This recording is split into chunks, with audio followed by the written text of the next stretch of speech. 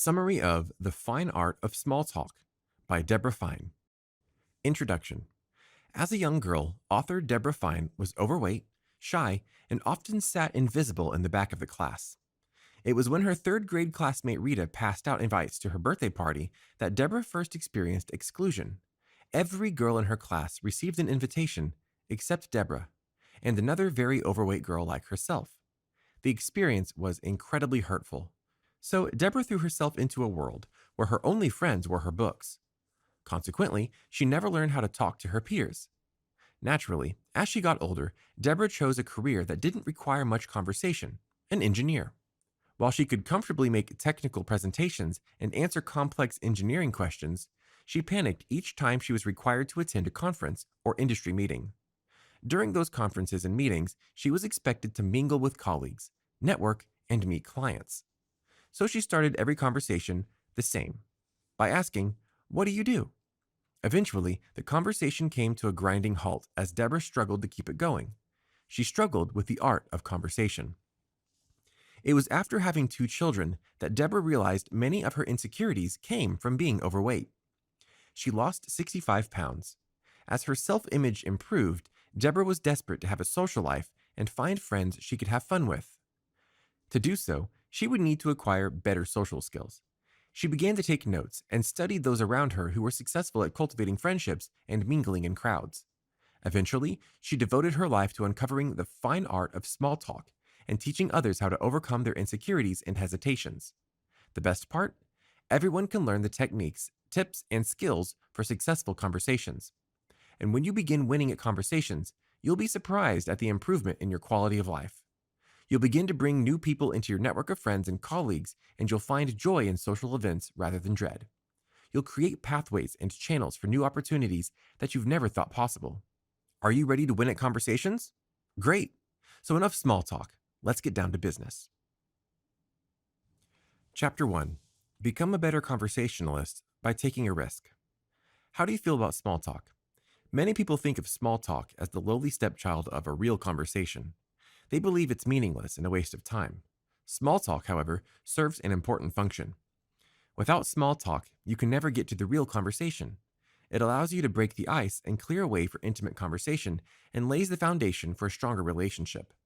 The good news is that conversation skills can be learned by everyone.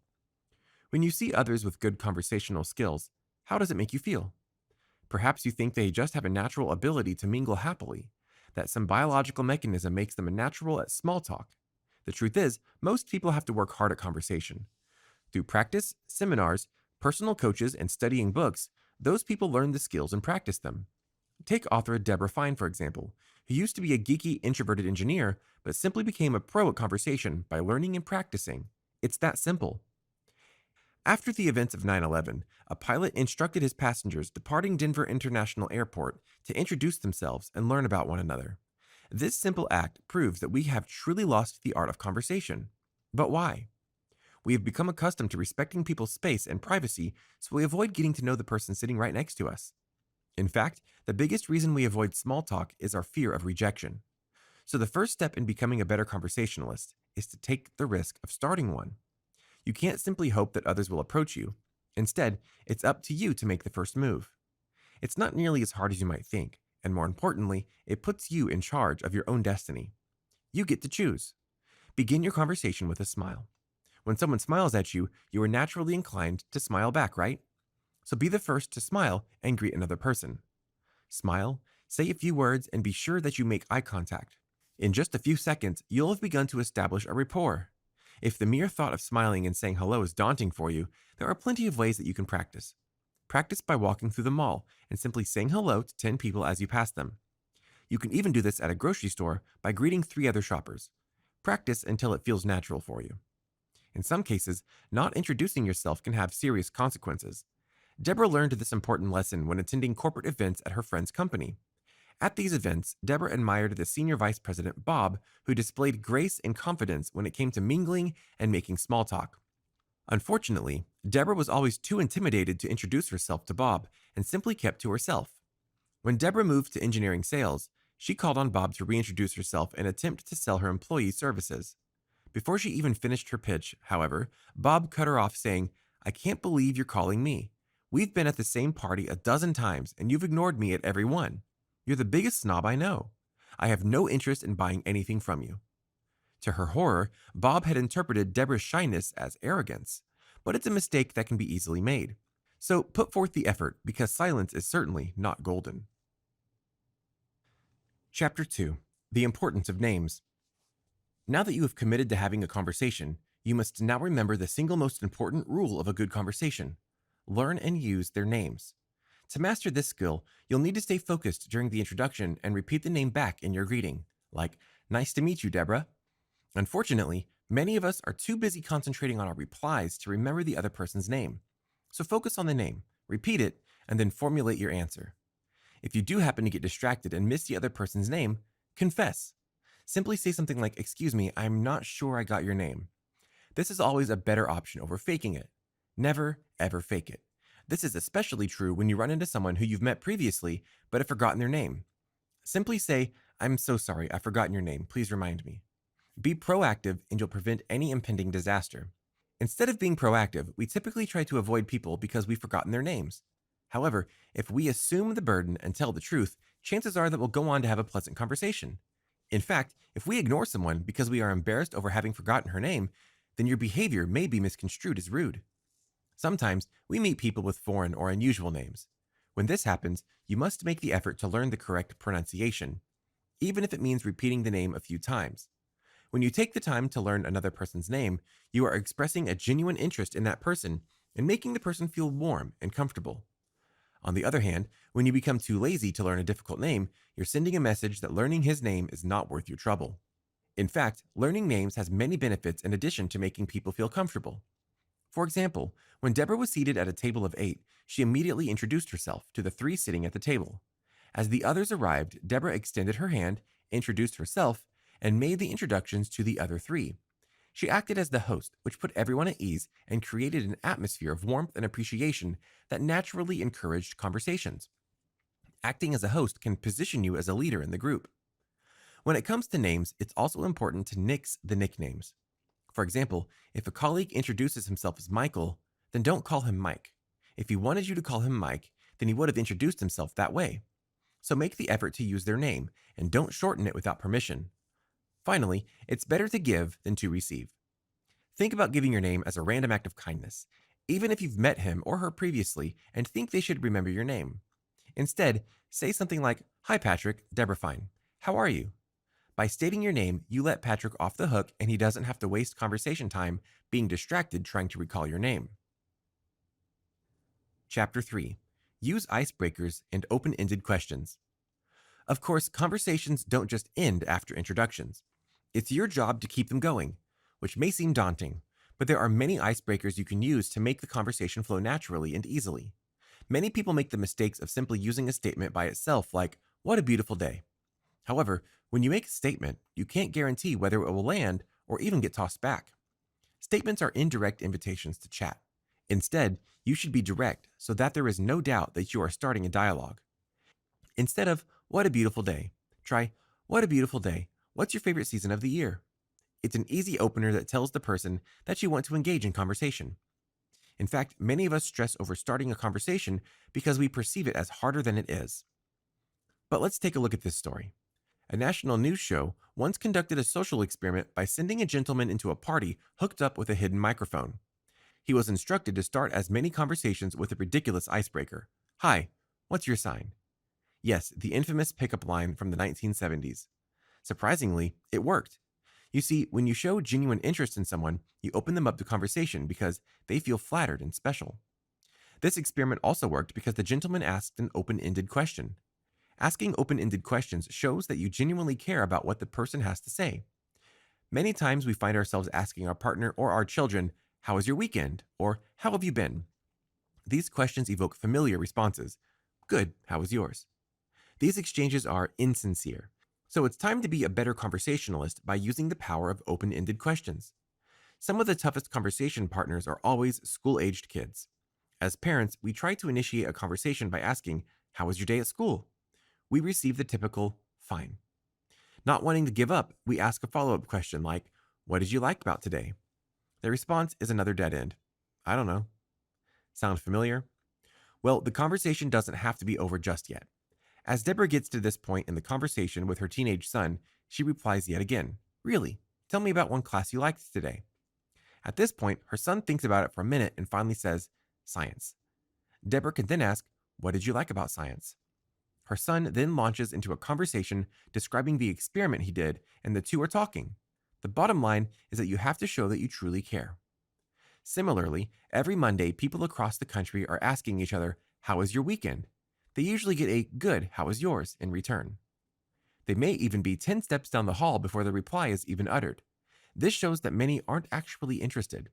In fact, questions like this are simply a form of greeting, not a sincere inquiry into the lives of your colleagues.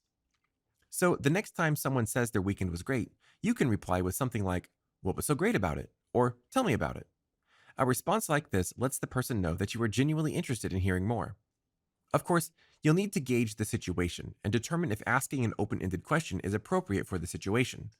For example, if you ask a coworker something personal, but he immediately changes the topic back to business, then take it as a sign that he doesn't want to engage in small talk at the moment. Respect your colleagues and talk about the preferred topics of conversation.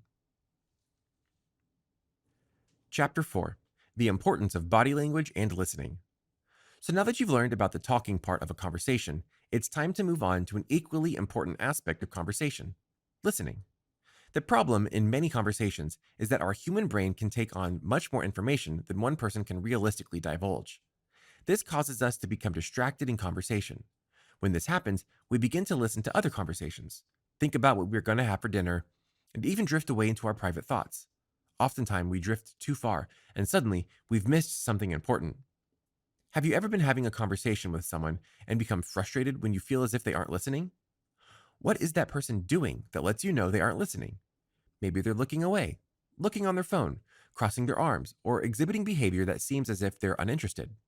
That's because nonverbal communication is significantly more important than verbal communication. In fact, Ray Birdwhistle estimated that in a normal two-person conversation, verbal components carry less than 35% of the social meaning of the situation, while nonverbal components account for over 65%. For instance, when 8-year-old Nicholas comes home from school, he excitedly begins to tell his dad about his great day at school. He explains everything that happened that day, including painting a cool picture of the mountains, playing soccer in gym class, and scoring a goal. Meanwhile, Nick's dad is reading the newspaper, so Nick states, "Dad, you're not listening to me." His dad then proves that he was listening by repeating everything Nick had just said. Nick, unappeased, says, "No, Dad, that's not it. You're not listening to me with your eyes." Even though Nick's dad was indeed listening, Nick felt minimized because he didn't have his father's full attention. Nick wanted more than just his dad to hear him. He wanted to feel connected, that his dad was invested. He wanted to feel validated. This is why it's important in conversation to be aware of your body language. You might be listening, but when you exhibit a certain behavior like looking away, crossing your arms across your chest, putting your hands on your hips, fiddling with jewelry, or even glancing away from the person who is speaking, you give the impression that you are uninterested and don't care. So, what should you do instead to make the person you are talking to feel connected and validated? Some positive body language cues include leaning forward, maintaining eye contact, relaxing your body posture, facing your partner, and nodding and smiling. By exhibiting those cues, you are showing your speaking partner that you are involved and interested. Of course, body language is just part of the conversation. You should also aim to use verbal cues to let the speaker know that you are fully engaged in the conversation. These can be anything from brief comments to open ended questions. For example, simply saying, I see, while nodding your head can be a cue that you are engaged and listening. When appropriate, you can use other verbal cues to transition to another topic. Saying, "That reminds me of," or blatantly asking, "Do you mind if I change the subject?" can segue into another topic while still validating the person you are speaking to, allowing you to keep the conversation going. Chapter 5: Avoid awkward pauses and search for cues. Even when you have icebreakers, conversation makers, and active listening skills, there are still going to be times when conversations have awkward silences that grind to a halt. All it takes is a bit of preparation to avoid these silences. Don't worry, you won't need PowerPoint slides, presentations, or laser pointers for this kind of preparation. Instead, you simply need a repertoire of questions in your mind to prepare for when things begin to slow down. Some foolproof ideas might be to ask about a recent film that just premiered or bringing up a book that you recently finished reading. One of the toughest audiences that many people struggle to make small talk with are acquaintances we see every once in a while. You have some history together, you know a bit about them, and you have no idea what they've been up to in the years since you last saw one another. This is a great opportunity because it's best to assume that things have likely changed in the past 12 months. So instead of asking, "What's new?" which will likely be met with "Not much," try keeping the conversation rolling with something like, "Bring me up to date on what's new with the family? How's your wife, husband, partner?"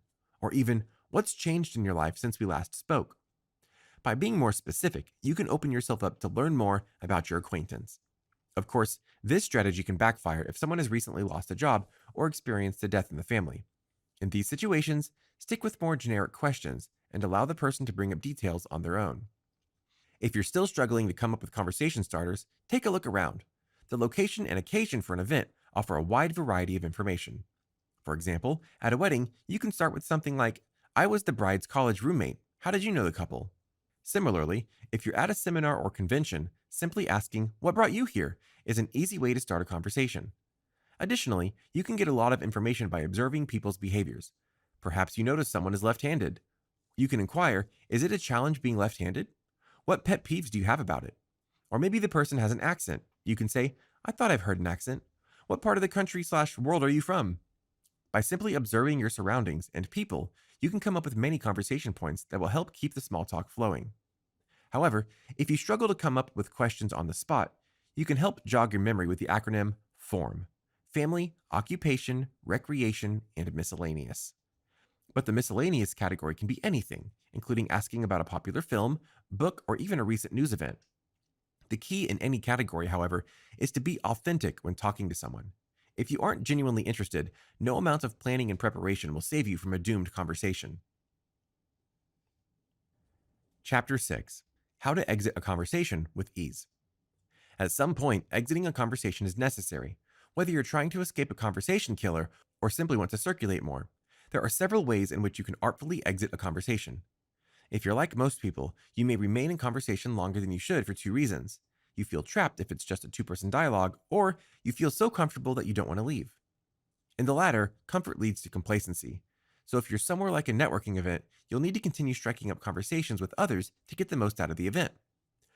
So if you want to skillfully leave a conversation, begin by circling back to why you connected with your conversation partner and bring the conversation back to that topic. By doing this, you are making a meaningful connection where you can then take your leave easily. This may look a little something like this: "Tom, it's been wonderful talking with you about the changes impacting the healthcare industry. I need to catch up with another client before she leaves. Thanks for sharing your expertise." Notice that there was no excuse for leaving. When it comes to gracefully exiting a conversation, honesty is the best policy. Even if you're itching to get out of an awful conversation, you should aim to exit tactfully. So try some diplomatic lines like, "I want to go talk to the speaker," or "I need to go see the exhibits," or "I want to meet some other potential clients this morning," and "I promised myself that I'd meet 3 new people before leaving this evening," which are all successful exit lines because they put the focus on you. You are the reason you are leaving the conversation, and by highlighting your own goals, you take the burden off your conversation partner. You can even borrow a strategy from the late George Plimpton, who planned ahead in case he ever got stuck with a bore at parties. Plimpton always carried 2 drinks, so if he found himself wanting to escape a conversation, he would politely excuse himself by saying he had to deliver the drink. The cardinal rule, however, is doing what you said you were going to do. For example, if you departed a conversation saying you were going to go see the exhibits, don't get sidetracked before doing so. So, if Vince stops you on your way to the exhibits, it's up to you to say, "Vince, it's so good to see you. I was just on my way to the exhibits. Would you like to join me? Or can I catch up with you afterwards?" If you make the mistake of getting distracted, you run the risk of insulting the person you just ended a conversation with, who now believes you were never on your way to the exhibits in the first place. Don't burn a bridge by failing to get to your next destination. You can even make a graceful exit by asking your conversation partner for a referral. For instance, if you've been talking to Shelly at a cocktail party but need to see more people before it ends, Shelly can help you. You can say, "Shelly, I've been having trouble with the graphics package on my Mac at home. Do you know anyone here who uses this program on a PC?" Shelly will either give you a good lead or she'll say she doesn't know anyone. Either way, it gives you a clean break to either talk to her referral or to find someone else who can help you. Simply thank Shelly, tell her you want to find someone who can help you, and say goodbye. The key here is that you don't invent a problem just to end the conversation. Be honest and stick to your agenda. At the end of the day, ending a conversation may be difficult, but it can be done gracefully enough so that you leave a lasting impression, make connections, and accomplish your networking or conversational goals. Final summary: the power of small talk can change your life. All it takes is a bit of knowledge and practice, and you'll be winning at conversations before you know it. Begin by taking charge and initiating conversations. A simple smile and nod can be enough to grab the attention of a willing participant. Next, you'll want to engage your partners with open ended questions and genuinely become interested in their answers. Make a warm introduction, use positive body language, and prepare for pauses with an arsenal of generic questions you can ask to keep the conversation flowing. In the end, small talk is about making your partner feel connected and validated. So pay attention to the details like their name and use it in conversation. Finally, once it's time to move on, make a graceful exit and start the cycle again with someone new. Soon, you'll be an expert, making life changing connections and unleashing the power of small talk.